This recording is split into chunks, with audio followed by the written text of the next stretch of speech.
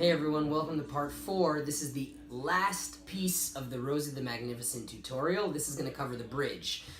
Sorry, it's a totally different set of chords, but once the bridge is over, the ending of the song is actually all just repetition of verses and pre-choruses and choruses that we've learned in other videos. So once this is done, you'll be able to just kind of play through the entire thing.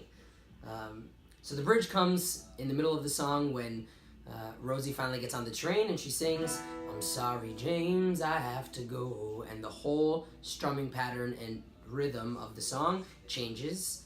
And it starts with this little hammer-on, hammer-off lick on the D5, which in time sounds like this, and then I'll break it down. "I'm sorry, James, I have to go."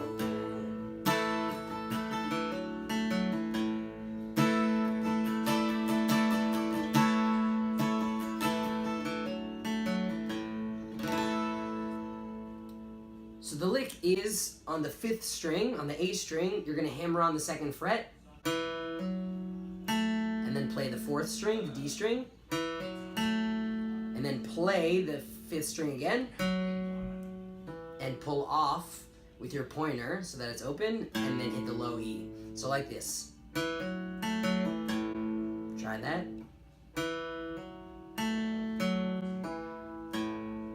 Does that make sense?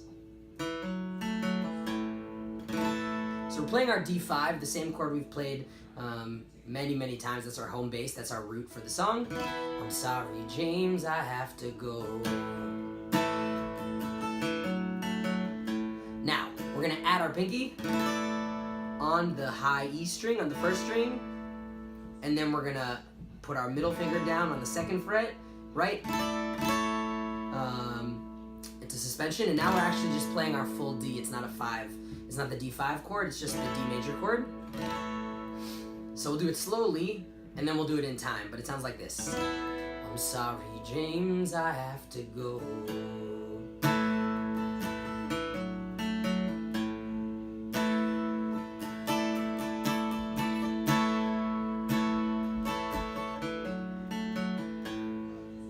So the lick happens twice.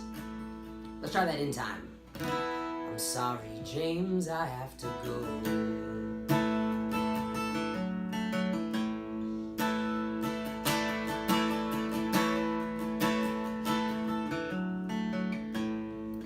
Beautiful. Now, bridge starts like this, "And then she was gone." So that chord is an F sharp minor 7 add 9. It sounds trickier than it is. You're basically gonna play in A shape with an extra string in between. So you're playing all in the 2nd fret, again from the partial capo, 2nd fret from here and not from here, right? 1st fret, 2nd fret. You're playing the low E string, then you're leaving the 5th string open, and you're playing the 4th and the 3rd with your ring finger and pinky finger. So you're playing that shape. F sharp minor 7 add 9. "And then she was gone. So James is moving on." And that's our B minor 7 add 6 that we know from before. "And Rosie stopped writing." E minor 7 sus 4 that we learned before for the chorus. "Was it the timing, or did James stop writing first?" And that's our A7 sus 4. Sometimes I'll play with these fingers, sometimes these fingers, whatever is most comfortable for you. That's the A7 sus 4 chord that we've learned in the last couple of videos. So, "And then she was gone, and James is moving on, and Rosie stopped writing. Was it the timing, or did James stop writing first?" We're gonna go back to the E minor 7 sus 4. "For the rest of his life and the rest of his love." And then our F sharp minor 7 add 9. "He felt her face looking down from above."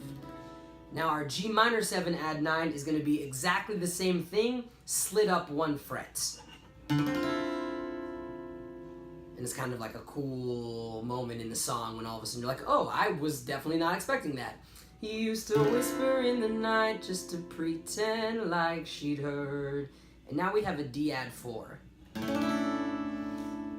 which is kind of different and new, something we haven't had so far, which is 6th string open, 5th string 1, 2, 3, 4, 5th fret, 5th string 5th fret, 4th string 4th fret, open, open, open. And that's going to be an important chord for us because James's song is going to take that pattern in a second.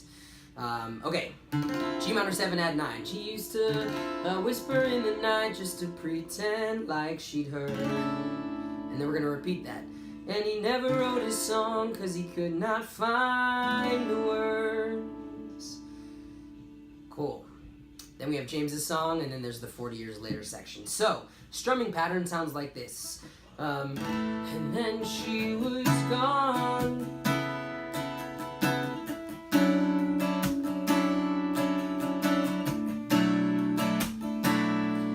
We're introducing a palm mute, so, which is when you throw your palm down onto the strings and then go again. You're basically stopping the sound from coming out of your guitar with a mute and then continuing again. So, and then she was gone.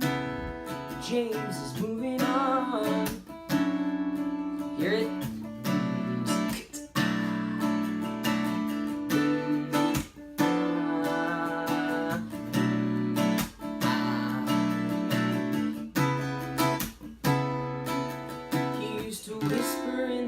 And once you hit that G minor 7, it's a diamond, a full strum out of all the strings, and then there's actually a little body percussion that I play usually with my knuckles and my fist on the top of the guitar. That sounds like this.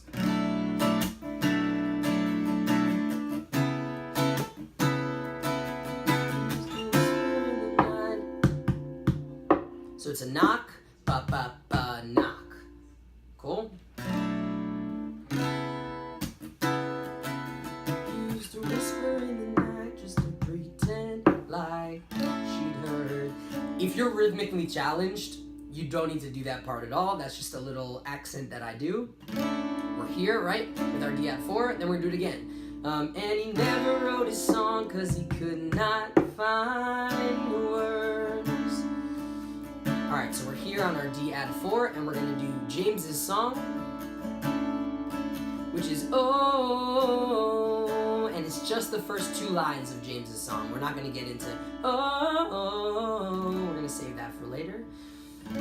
We're basically just going to be adding bass notes to this chord. So it's a D add 4, and then we're going to throw on our pointer finger here on the 6th string 2nd fret, on that F sharp, D add 4 over F sharp, and then slide that pointer finger up 1 fret to the 3rd fret to G. Some beautiful sounding chords. So that'll sound like this. Oh.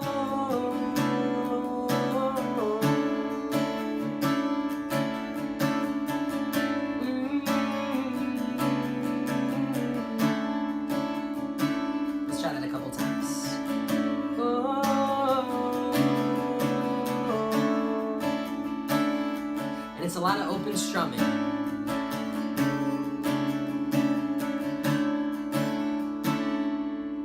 Cool? Let's try what we have so far. Alright.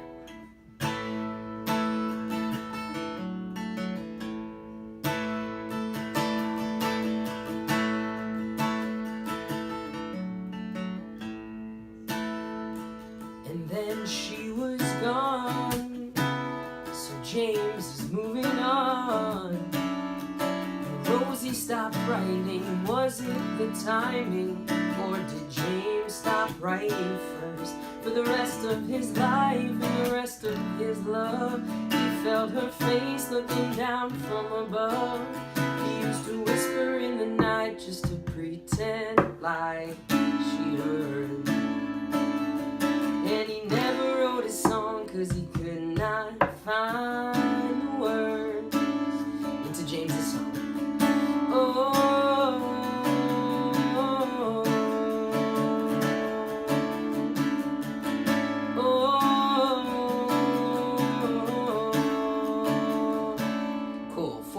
sliders coming in. We're going back to our E minor 7, sus4, and then 40 years later. And we're back to our strumming pattern with the palm mute. James is getting a letter, and that's our F sharp minor 7 add 9 that says Rosie's back. All right, this is a G add 9. We had one earlier, but we played it with different fingering. So this G add 9 is going to be 6th string 3rd fret, 5th string 5th fret, open 4th string, 3rd string 4th fret, open, open. So it should sound like this.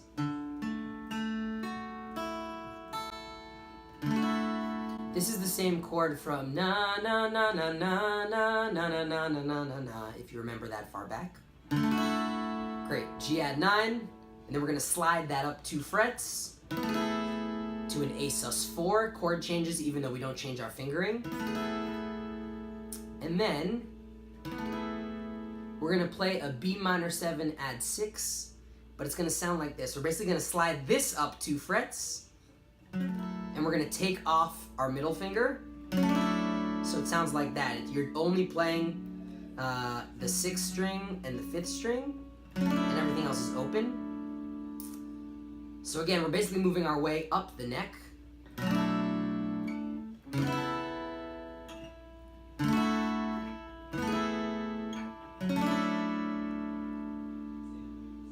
Let's play that in rhythm. And then 40 years later, James is getting a letter that says Rosie's back with a heart attack and she ain't getting better. And we're gonna stay on this chord for a little bit. Then G add 9, she misses the tree and nights by the sea. Now our G minor 7 add 9. Remember that chord? Come see me, James, I miss you. Again, this is all in the 3rd fret, 6th string, 3rd fret, open, muted, A string, and then 4th string, 3rd string, also in the 3rd fret. Like that. Come see me, James, I miss you. Love, Rosie. And now we're back to the intro. To the verse pattern. Go directly into the verse pattern there. We don't go into the intro. But come see me, James, I miss you. Love, Rosie. And we're back into the verse right away.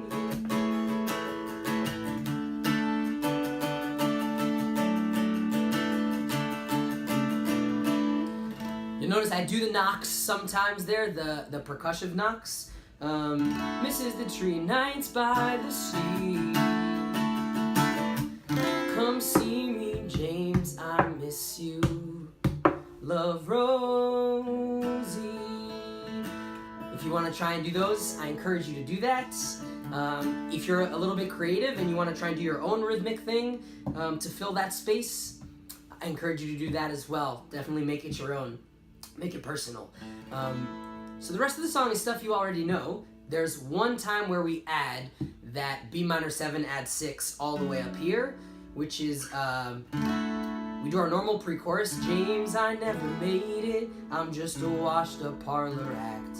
I'm not magic, I'm not magnificent. And James bites his lip to keep the tears back. And then we repeat the pre-chorus, but we're gonna add in that B minor 7 add 6.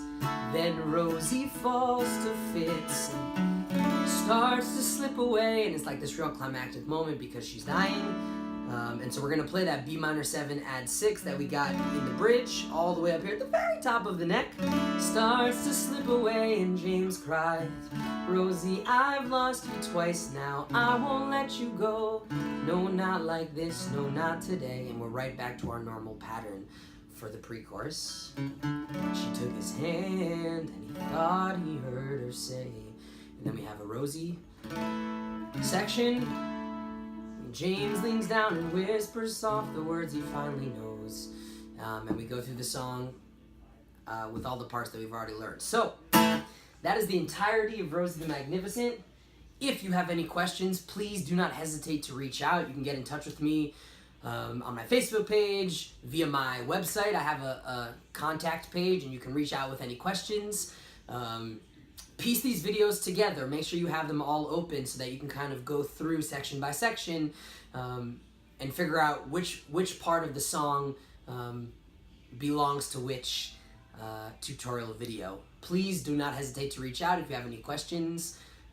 And practice. I look forward to hearing your covers and being able to play this and sing this with you guys live. Thanks for staying with me. I know it was not easy, and it's going to take you a little bit of time to kind of master it all. Do not get frustrated. Take a break, come back to it. I promise you're going to be able to get it with a little bit of practice and determination. So good luck, and let me know. Reach out if you have any questions. So long. I'll see you all later. Bye-bye, everyone.